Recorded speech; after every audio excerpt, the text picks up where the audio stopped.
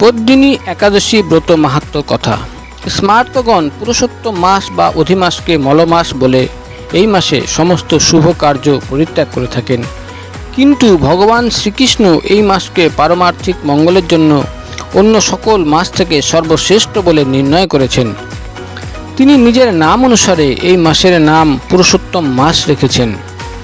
যুধিষ্ঠির বললেন, হে জনার্দন, আমি বহু ধর্ম ও ব্রতের কথা শুনেছি, এখন পুরুষোত্তম মাসের সর্বপাপ বিনাশিনী ও পুণ্যদায়িনী শুক্লপক্ষীয় পদ্মিনী একাদশীর কথা আমার কাছে বর্ণনা করুন, যা শ্রবণ করলে পরম পদ প্রাপ্ত হওয়া যায়। ভগবান শ্রীকৃষ্ণ বললেন, দশমীর দিন থেকেই ব্রতের শুরু হয়। কাঁসার পাত্রে ভোজন, মসুর, ছোলা, শাক এবং অপরের অন্ন ও আমিষ দশমীর দিন বর্জন করতে হয়। পরের দিন প্রাতঃকৃতের পর সুগন্ধি ধূপ, দীপ, চন্দনাদি দিয়ে ভগবানের পূজা করতে হয়। রাত্রিতে জাগ্রত থেকে ভগবানের নাম ও গুণকীর্তন করতে হয়। তারপর এই ব্রতের একটি ইতিহাস বর্ণনা করলেন। এক সময় রাজা কার্তবীর্য লঙ্কাপতি রাবণকে পরাজিত করে তার কারাগারে বন্দী করে রাখে। পুলস্ত্য মুনি রাজার কাছে রাবণের মুক্তি কামনা করেন। মুনির আজ্ঞায় রাজা রাবণকে মুক্ত করে দেন। এই আশ্চর্যজনক কথা শুনে নারদ পুলস্ত্য মুনিকে জিজ্ঞাসা করলেন, হে মুনিবর, ইন্দ্রসহ সকল দেবতা যেখানে রাবণের কাছে পরাজিত হয়েছিল, সেখানে কিভাবে কার্তবীর্য রাবণকে পরাজিত করল? কৃপা করে তা বলুন। পুলস্ত্য মুনি তখন রাবণের কাছে কার্তবীর্যের জন্ম রহস্য বর্ণনা করলেন। ত্রেতাযুগে হৈহয় বংশে কৃতবীর্য নামে এক রাজা ছিলেন। মহিষ্মতিপুরে তার রাজধানী ছিল। রাজার 1000 পত্নী ছিল, কিন্তু রাজ্যভার গ্রহণের মতো কোনো পুত্র রাজার ভাগ্যে হয়নি। দেবতাদের আরাধনাতেও সুফল মেলেনি তার। অবশেষে সাধুদের আজ্ঞা অনুসারে বিভিন্ন ব্রত পালন করলেন, তথাপি রাজা ছিলেন অপুত্রক।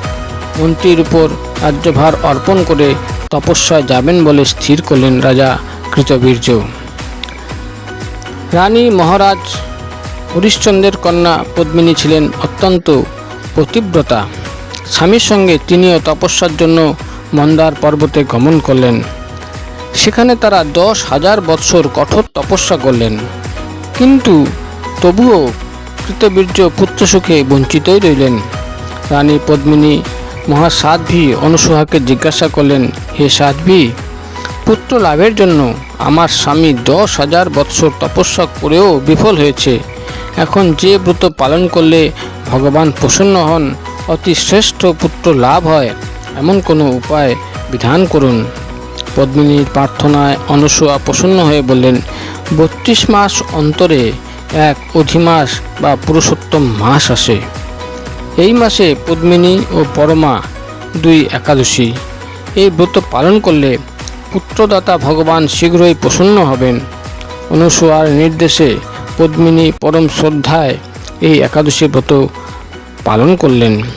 সেই ব্রতে সন্তুষ্ট হয়ে ভগবান গরুর বাহনে আরোহণ করে পদ্মিনীর সম্মুখে উপস্থিত হলেন। ভগবান বললেন, হে ভদ্রে, আমি প্রসন্ন হয়েছি। পুরুষোত্তম মাসের সমান কোনো মাস আমার প্রিয় নয়। এই মাসের একাদশী আমার বড়ই প্রিয়। তুমি সেই ব্রত যথাযথ পালন করেছ, তাই আমি তোমার ইচ্ছা অনুরূপ বর প্রদান করব। ভগবানের স্তব করে রানী বললেন, হে ভগবান, আমার স্বামীকে আপনি বর প্রদান করুন। ভগবান তখন রাজার কাছে এসে বললেন, হে রাজেন্দ্র, আপনার অভিলাষিত বর প্রার্থনা করুন।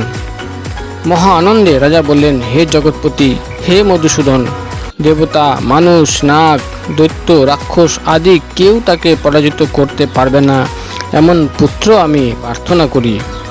রাজার প্রার্থনা অনুসারে বরদান করে ভগবান অন্তর্হিত হলেন। রাজা পত্নীসহ স্বগৃহে ফিরে গেলেন। যথাসময়ে রানী পদ্মিনীর গর্ভে মহাবলশালী এক পুত্রের জন্ম হয়। মহারাজ কৃতবীর্য পুত্রের নাম রাখেন কার্তবীর্য।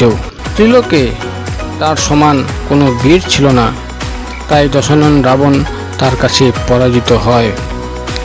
শ্রীকৃষ্ণ বললেন, হে মহারাজ, এই ব্রত যিনি পালন করবেন তিনি ভগবান শ্রীহরির শ্রী পাদপদ্মে অহৈতুকী ভক্তি লাভ করবেন।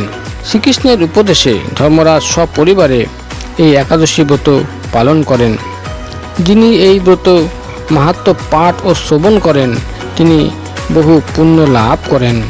এই ছিল পদ্মিনী একাদশী ব্রত মাহাত্ম্য কথা। রাধে রাধে।